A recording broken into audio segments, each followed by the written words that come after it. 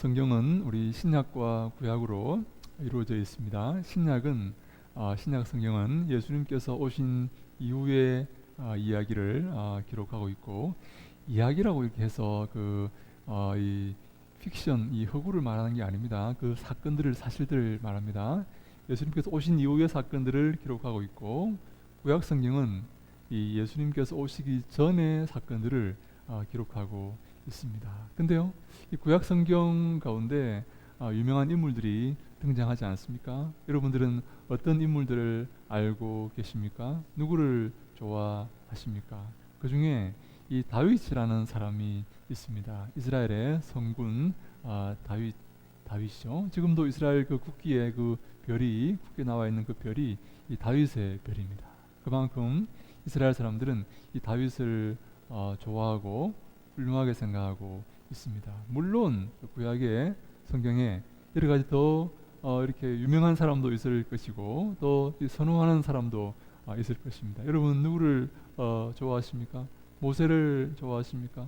노아를 좋아하십니까? 욥을 좋아하십니까? 사무엘, 다니엘, 셀 수 없을 만큼 많은 위대한 믿음의 위인들이 구약에 등장하지 않습니까? 근데요, 이 다윗이 중요한 이유가 바로 예수님께서 이 다윗의 자손으로 오시기 때문입니다. 이 다윗의 모습을 통해서 우리가 예수님께 적용할 수 있는 그런 그림자를 우리가 발견할 수가 있습니다. 그래서 이 다윗을 공부하고 다윗을 이렇게 알아가는 것이 필요하다라고 이렇게 생각을 하는 것입니다. 여러분, 다윗은 많은 고난 가운데 살았던 사람입니다. 오늘 시편 우리 119편, 이 시편은 이 다윗의 시입니다. 다윗이 쓴 시인데요, 다윗은 많은 이 어려움과 고난 가운데 살았던 사람입니다. 여러분, 우리 옛말에도 그런 말들이 많이 있죠. 비온 뒤에 땅이 굳는다, 그죠? 우리 어려움과 고난 가운데서 더 성숙해지고 더 단단해지고 더 아름다운 그런 모습으로 이렇게 빚어진다, 뭐 그런 의미 아니겠습니까? 어려움 가운데 우리가 이 어려움을 연단하면서 우리가 더 성장하게 된다는 그런 의미입니다.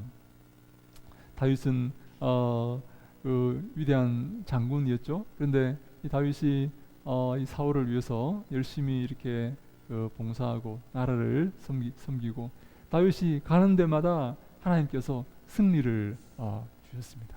여러분, 다윗이요 얼마나 전쟁을 잘했던지 가는 데마다 이기니까 사람들이, 이 이스라엘 백성들이 노래를 지어서 이렇게 부르는데, 어떤 노래를 부르는가 하면 사울은 천천히요 다윗은 만만이라, 이렇게 하는 이런 노래를 지어서 불렀습니다. 사울 왕은 이스라엘을 다스리는 사울 왕은 싸우면, 사울 왕도 전쟁을 잘해서 싸우면 이 천천의 사람을 죽일 수 있지만, 다윗이 전쟁을 하면, 다윗이 싸우면 만만의 사람을 죽이는 그런 위대한 장군이 바로 다윗이다 하는 그런 노래를 이렇게 지어서 불렀던 것입니다. 여러분, 그런 이렇게 얘기를 기억하시죠? 뭐 처음 듣는 얘기처럼 이렇게 표정을 하지 마시고 그런 얘기 있습니다. 네, 그래서 여러분, 그러면 그 왕이 자기 사위가 더 훌륭하고 자기 사위가 더 위대한 그런 이름을 얻고 사람들이 칭찬하니까 왕의 마음이, 이 사울의 마음이 어떻겠습니까? 네? 사위가 이렇게 더 잘하면 여러분, 왕이 기쁘고 즐겁고 사위를 세우고 이렇게 하지 않겠습니까? 근데요, 이 사울이라는 이 왕은 참 이렇게 부족한 왕이었어요. 사위를 시기하고 질투합니다. 그래서 이 자기 사위를 죽이려고 합니다. 근데요, 이 사울이 이 다윗을 죽이려고 이렇게 하는데, 다윗이 사울이 자기를 죽이려고 하니까 자기도 사울 왕을 죽일 수가 있었습니다. 근데요, 이 다윗은 절대로 사울 왕에게, 자기를 죽이려고 하는 사울 왕에게 절대로 사울 왕의 몸에 손을 대지 않습니다. 왜 그럴까요? 아니, 나를 죽이려고 하는데 내가 저 사람을 제거하면 내가 고난받지 않고 도망 다닐 필요도 없이 생명의 위협도 느낄 필요 없이 편안하게 살 수 있는데, 왜 그 자기를 죽이려고 하는 사울에게 절대로 손끝 하나 까딱 내지 않고 도망만 다니고 피해만 다니게 되었을까요? 왜 그랬을까요? 다윗이 왜 그랬습니까? 하나님을 두려워했기 때문입니다. 하나님이 저 사울 왕을 세웠기 때문에 내가 하나님의 그 영광과 하나님의 계획에 누가 될까봐, 혹시 내가 방해가 될까봐 하나님께서 그를 다스리시고 하나님께서 그를 치리하기를 이렇게 바라는 마음에서 손끝 하나 대지 않았던 것입니다. 하나님을 두려워했기 때문에 다윗이 하나님을 경외하고 하나님을 의식했기 때문에 자기 뜻대로 자기 이렇게 행동을 하지 않았던 것이죠. 다시 말해서 하나님 때문에 고난을 받은 것입니다. 하나님 때문에 고초를 당한 것이죠. 하나님 때문에 계속 사울이 죽을 때까지 도망을 다닙니다. 예? 이웃 나라에 가서 또 곤욕을 치르고 또 도망 다니고 합니다. 여러분, 하나님 때문에 고난 당하신 적이 있으십니까? 내가 할 수 있지만, 내 권리이지만 하나님 때문에 내가 참고 하나님 때문에 내가 양보했던 그런 기억이 있습니까? 다윗이 바로 그런 삶을 살았습니다. 다윗은요, 심지어 자기 아들이 자기를 죽이려고 이렇게 하였습니다. 여러분, 얼마나 이렇게 기가 막힐 노릇입니까? 자기가 기르고 먹이고 재우고 입혔던 그 아들이 커서 자기 왕위를 빼앗으려고 합니다. 자기를 사람들을 선동해서 자기를 모함하고 자기를 죽이려고 합니다. 다윗은 하나님을 두려워하는 마음으로 도망을 이렇게 다닙니다. 그리고 심지어 그 자기를 죽이려고 했던 그 아들 압살롬이 죽었을 때, 압살롬이 죽게 되는데요, 전쟁에서 죽었을 때 다윗이 얼마나 가슴 아파했는지 모릅니다. 하나님, 저 아들이 죽게 되어서 너무나 슬프고 너무나 가슴 아팠던 그런 모습을 다윗이 보이게 되는 것이죠. 다윗은 이처럼 고난 가운데 살았던 사람입니다. 근데요, 다윗이 오늘 유명한 고백을 합니다. 우리 오늘 본문 말씀을 한 번 더 읽어볼까요? 시편 119편 71절 말씀입니다. 우리 한 번 더 읽습니다. 시작. 고난 당하는 것이 내게 유익이라 이로 말미암아 내가 주의 율례들을 배우게 되었나이다. 아멘. 네, 그의 삶이 고난 당한 삶이었는데요. 그의 삶이 고난으로 점철된 그런 삶이었는데요. 그 고난이 자기에게 유익이 되었다는 것입니다. 여러분, 여기에 동의하십니까? 그 슬픔과 고난과 숨어 다니고 죽을 위협을, 그렇게 주를 위해서 죽음의 그 위협을, 사망의 엄침한 골짜기를 걸었던 그 다윗. 근데요, 그 고난이 도리어 내게 유익함이 되었다는 것입니다. 어떤 유익함이 되었다는 것이죠? 그 뒤에 보니까 이로 말미암아 내가 주의 율례들을 배우게 되었나이다. 하나님 말씀을 배웠다는 것입니다. 고난 받는 이것을 통해서 내가 하나님 말씀을 배웠고 하나님이 내게 말씀을 가르쳐 주셨기 때문에 이 고난이 내게 유익이 되었다라고 이렇게 말하고 있는 것입니다. 도대체 하나님 말씀이 뭐길래, 아니 고난 당해서 내가 큰 재물을 얻었다거나 고난 당해서 내가 큰 나중에 넬슨 만델라처럼 이렇게 고난 당하면서 대통령이 되었다거나 고난 당해서 내가 큰 어떤 명예를 얻었다거나, 그게 아니라 고난 당해서 내가 하나님 말씀을 배웠기 때문에 내게 유익이 있다라고 이렇게 다윗이 말하고 있습니다. 다윗은 하나님 앞에서 살기를 너무나 소원했는데요. 우리 함께 시편 51편 11절 말씀 같이 한번 읽어볼까요? 시편 51편 11절입니다. 같이 읽습니다. 시작. 나를 주 앞에서 쫓아내지 마시며 주의 성령을 내게서 거두지 마소서. 네, 다윗이 받았던 그 복과 그 은혜를 이렇게 표현합니다.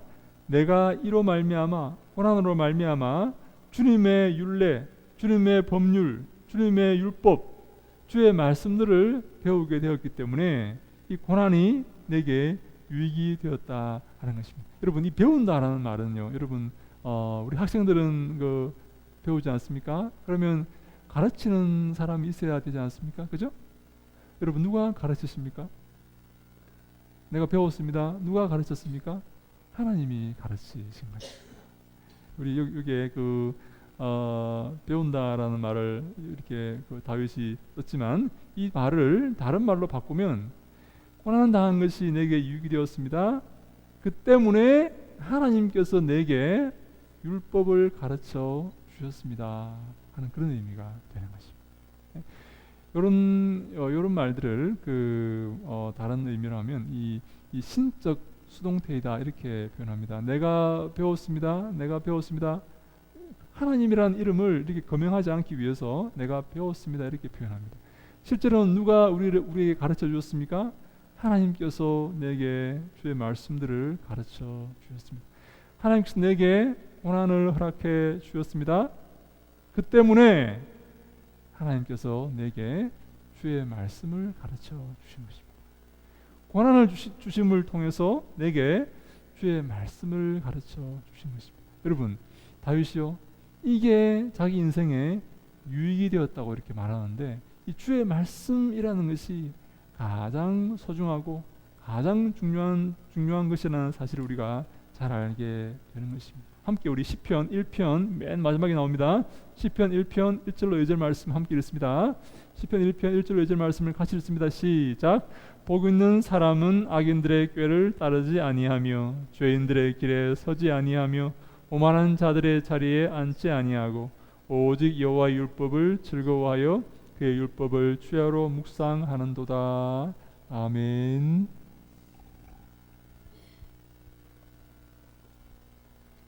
복 있는 사람은 누굽니까? 어떤 사람이 복이 있습니까? 저분이 참 복이 많은 사람이야. 저분이 참 행복한 사람이고 행운아야. 저분이 참 복된 사람이야 라고 이렇게 우리가 말하는 경우도 있습니다. 어떤 사람이 복된 사람입니까?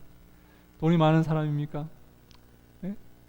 큰 이렇게 권세와 명예를 얻은 사람입니까? 여러분, 곧 이번에 이제 내년 4월 달이 되면 또 총선이 이렇게 실시가 됩니다. 벌써부터 여러분 그 한 자리 차지하려고 얼마나 많은 사람들이 싸우고 또 이렇게 신경전을 벌이고 있습니까? 온통 여러분 뉴스를 이렇게 보면 어떻게 총선 때 공천을 이렇게 받느냐 못 받느냐, 누구를 공천할 것이냐, 총선에서 이길 것이냐 질 것이냐, 그걸 가지고 얼마나 신경전을 벌이고 얼마나 지금 이렇게 싸우고 있는지 모릅니다. 여러분, 그 자리가 무엇입니까? 그 국회의원, 그 자리를 얻기 위해서 이렇게 노력하고 있지 않습니까? 네, 여러분, 복 있는 사람이 어떤 사람입니까? 네. 저는 이렇게 지난 한 주간 동안 우리나라를 시끄럽게 했던 우리 강제 북송, 그걸 보면서 너무나 마음이 이렇게 아팠습니다. 어떻게 해야 되나? 여러분, 그분들이 우리 22살인가 23살인가 우리 청년들이 여러분 너무나 불행한 사람 아닙니까? 불행한 그런 참 처지에 있지 않습니까? 여러분, 복 있는 사람이 어떤 사람입니까? 여러분, 그럼 한국에서 태어나서 한국에 살고 있는 사람은 복 있는 사람입니까? 누가 복 있는 사람입니까? 시편 1편에 이렇게 말합니다. 시편에 가장 먼저 나오는 1편에서 복 있는 사람은 악인의 꾀를 따르지 않고 죄인의 길에 서지 않고 오만한 자의 자리에 앉지 않는 사람이다. 나아가 복 있는 사람은 여호와 율법을 즐거워하여 그의 율법을 주야로 묵상하는 자이다 라고 선포하고 있습니다. 대통령이 되는 것, 국회의원이 되는 것, 교수가 되는 것, 부자가 되는 것 아닙니다. 복 있는 사람은, 복 있는 것은, 복이 있는 상태는 하나님 말씀을 즐거워하는 상태이다 라고 말할 수가 있는 것이죠.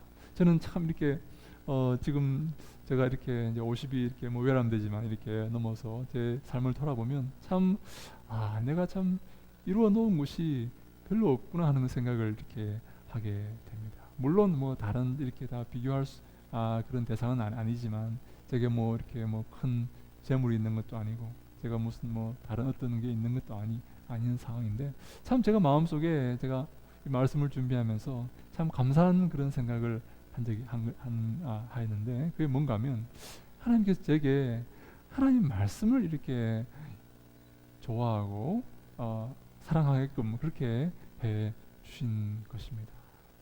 제가 참 어떻게 이렇게 표현하긴 그러는데 제가 고등학교 2학년 때 그 예배 시간에 하나님을 만나게 되었습니다.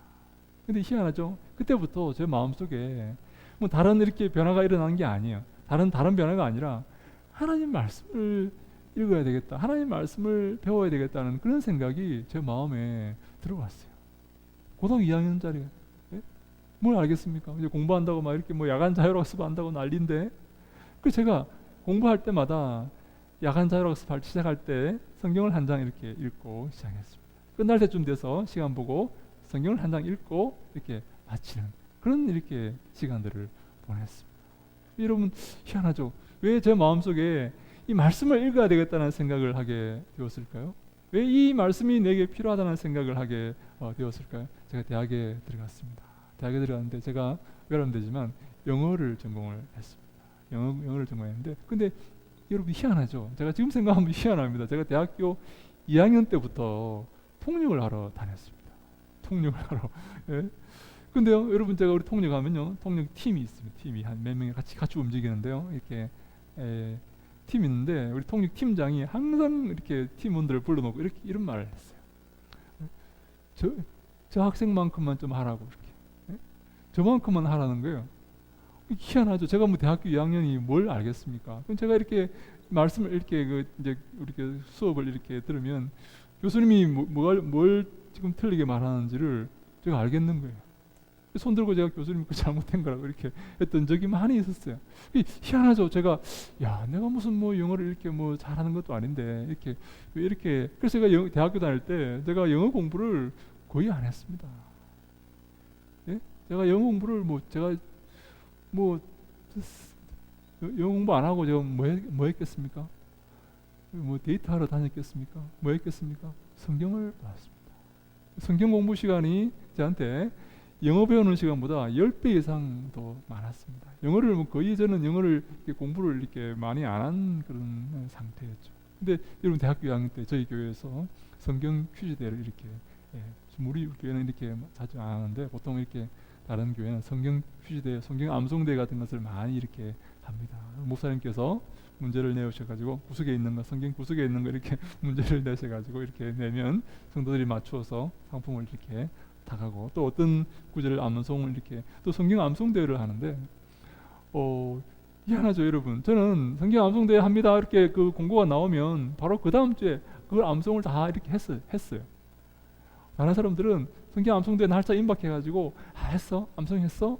제가 지금 빨리 해야 돼 이렇게 했는데 저는 오래전에 몇 달 전에 다 암송을 다 했었어요. 그 말씀을 외우는 것이 그렇게 기쁘고 즐거운 거예요. 성경 퀴즈를 하는데 이렇게 목사님이 이제 어려운 문제들을 이렇게 구석에 있는 것들을 이렇게 물어보면 제가 그걸 맞추는데 온 성도들이 탄성을 지르는 거예요. 탄성을 지르는 거예요. 제가 대학교 2학년밖에 안 됐는데 제가 뭐 그때 만으로 따지면 19살 뭐 그밖에 안 됐는데 그게 희한하죠. 하나님 말씀을 공부하고 하나님 말씀을 읽고 하나님 말씀을 이렇게 배우는 그 시간이 제게 굉장히 즐거운 시간이었습니다. 다른 건 아무것도 없지만 아무것도 내세울 게 없지만 하나님 말씀을 그런 즐거워하는 마음을 주님께서 제 마음속에 주셔서 제가 참 그것만으로 참 감사하다, 하나님께 참 기쁘다 하는 그런 생각을 하게 되었습니다. 다윗은 시편 51편에 이렇게 말합니다. 나를 주 앞에서 쫓아내지 마시며 하나님 저를 주 앞에 살게 해 주십시오. 하나님 저를요 주 앞에서 쫓아내지 마세요. 제 가장 큰 소원은, 가장 제게 중요한 것은 주님 앞에 살아가는 것입니다. 주님을 섬기며 주의 말씀을 들으며 주의 교훈을 받으며 주님의 가르침을 받으며 사는 것입니다 라고 고백하는 것 아닙니까? 주님, 저를 주 앞에서 쫓아내지 마세요. 주 앞에 있게 해주십시오. 주의 성령을 내게서 거두지 마소서. 하나님, 주님의 성령을 제게서 떠나게 하지 마십시오. 하나님, 제게 가장 소중한 것은 주님과 함께 있는 것이고 주의 성령 가운데서 살아가는 곳입니다. 라는 고백 아닙니까? 심지어 다윗은 시편 84편 10절에 이렇게 고백합니다. 함께 읽습니다. 시작. 주의 궁정에서의 한날이 다른 곳에서의 첫날보다 나은즉 악인의 장막에 사는 것보다 내 하나님의 성전 문지기로 있는 것이 좋사오니. 네, 주님의 그 궁궐에서 하루를 사는 게 악인의 그런 속으로서 풍요롭고 무슨 돈이 많고 무슨 행복, 무슨 즐거움이 있는 그런 그 악인의 속으로서 첫날을 사는 것보다 낫다는 것입니다. 무슨 말입니까? 하나님의 전에서 하나님 앞에서 하루를 사는 게, 주님과 함께 하루를 사는 게 악인들의 그 풍요로움과 즐거움 가운데서 첫날을 지내는 것보다 더 낫다라고 고백을 하는 것입니다. 심지어 하나님의 성전 문지기로 있는 것이 좋다는 것입니다. 하나님의 그 성전 문지기는요, 그 성전에서 이렇게 왔다 갔다 하는 사람들을 인사하고 하는 사람 아닙니까? 그래서 성전 문지기는 바로 성전 옆에 있는 조그만 숙소에서 이렇게 밤에도 이렇게 불침번을 써야 되기 때문에 살아가는 아주 힘든 그런 직업입니다. 성전 문 옆에 조그만 방을 만들어서 거기서 지내면서 이렇게 문을 지키는 사람인데요. 하나님 성전에서 높은 자리가 아니라 그 성전 문지기에라도 저를 하나님 써 주십시오. 제가 거기서 주님을 섬기며 그 성전 안에서 제가 봉사하며 섬기며 살겠습니다 하는 그런 의미입니다. 시편 51편 12절에 이렇게 고백합니다. 함께 한번 드리겠습니다. 시작.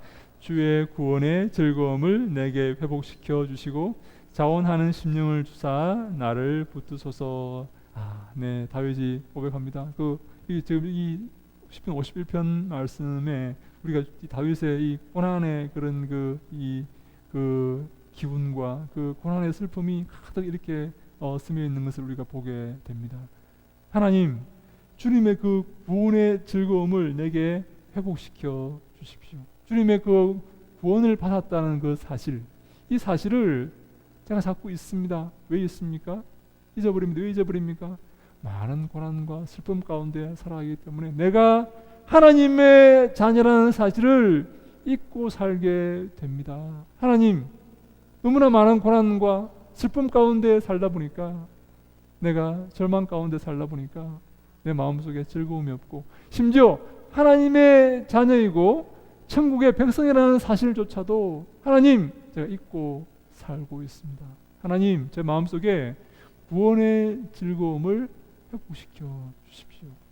내가 하나님의 자녀이고 내가 천국 백성이고 내게 영원한 생명이 있다는 이 사실을 하나님 잊지 말고 기억하며 살게 해 주십시오 라고 지금 다윗이 고백을 하는 것입니다. 또 이렇게 말합니다. 자원하는 심령을 주사 나를 붙드소서. 여러분, 이 자원한다는 말이 무엇입니까? 스스로 어떤 일을 하고 스스로 그 사명을 감당하는 그런 상태를 말하는 것 아닙니까? 너무나 많은 핍박과 어려움이 있다 보니까 다윗이 이제 이 자원하는 마음, 능동적으로 긍정적으로 행동하는 이 마음들이 다 그 마음 속에서 사라져 버렸어요. 그래서 우리 교회를 이렇게 섬기기도 하고 이렇게 해야 되는데 그런 마음이 너무나 고난 가운데 살다 보니까 다윗에게 그 마음이 사라져 버렸어요. 그래서 다윗이 고백합니다. 하나님, 이 자원하는 심령을 내게 회복시켜 주십시오. 내가 하나님을 내 자원하는 마음으로 섬기고 봉사하고 이 자원하는 마음으로 이 이웃을 이렇게 돌아보는 이 마음이 하나님 제게 필요합니다. 하나님이여, 이 마음을 제게 다시 주십시오 라고 이렇게 다윗이 고백을 하는 것입니다. 사랑하는 여러분, 우리의 마음속에 고난이 있습니다. 어려움이 있습니다. 고난이 없는 사람이 누가 있겠습니까? 인생이 고생이 아닙니까?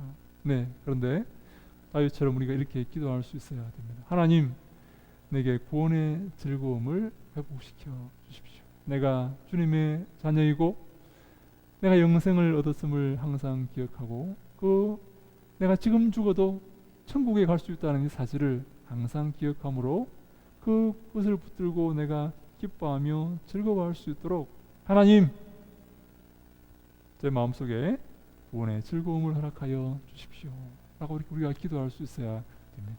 사랑하는 여러분, 저는요, 우리 성도들이 이 모두가 이 구원의 즐거움을 회복할 수 있기를 바랍니다. 지금 죽어도 어떤 상황 가운데서도 내가 하나님의 자녀이기 때문에 기뻐하고 감사하고 내게 영원한 생명이 있다는 사실을 놓고 기뻐하며 감사할 수가 있어야 됩니다.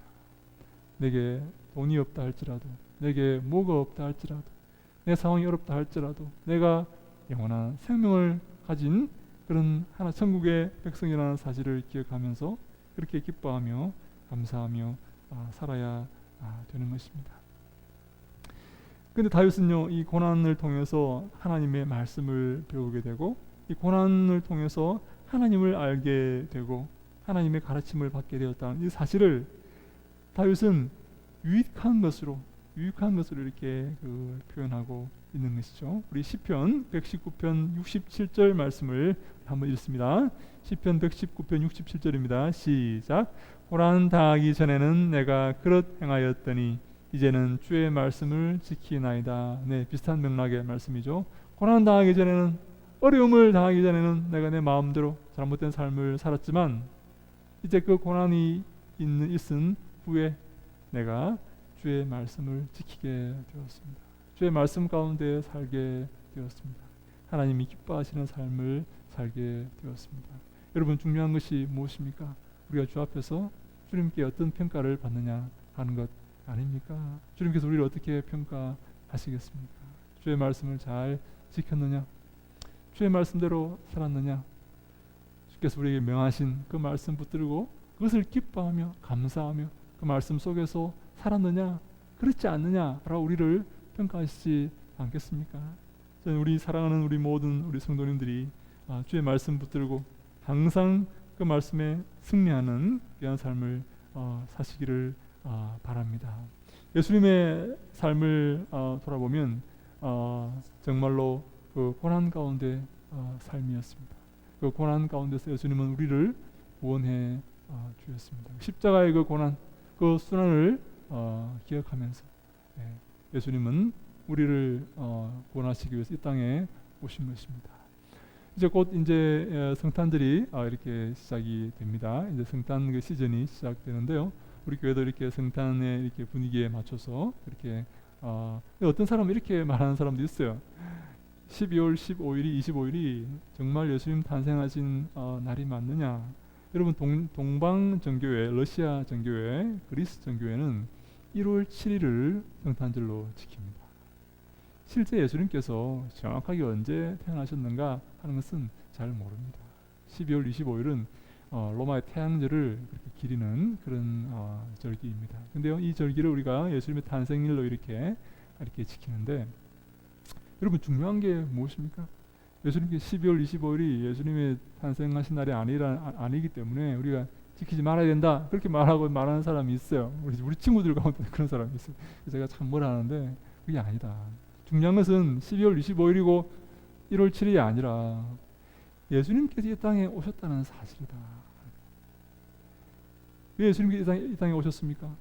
그 12월 20일, 그래서 여러분 성탄 추리도 하면 안 된다, 산타클로스 말 하면 안 된다, 찬송도 이렇게 우리가 정말 그런 말 하는 친구들이 있어요.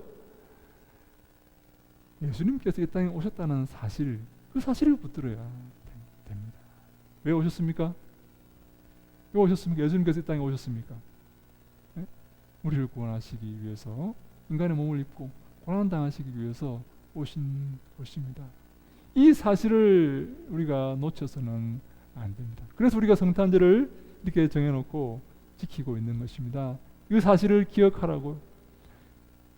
예수님께서 육신을 입고 이 땅에서 우리를 위해서 고난당하신 그 사실을 기억하라고 12월 25일을 정해놓고 우리가 지키고 있는 것입니다.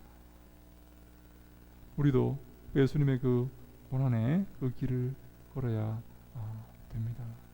예수님처럼 그 고난의 길을 걷고 예수님과 함께 부활하게 될 때에 우리에게 영광이 임하게 되는 것이죠. 사랑하는 여러분, 우리에게 다가오는 여러 가지 고난을 두려워하지 마시기 바랍니다. 걱정하지 마시기 바랍니다. 이로 말미암아 그것 때문에 우리가 주님을 만나게 될 것입니다. 주님을 경험하게 될 것입니다.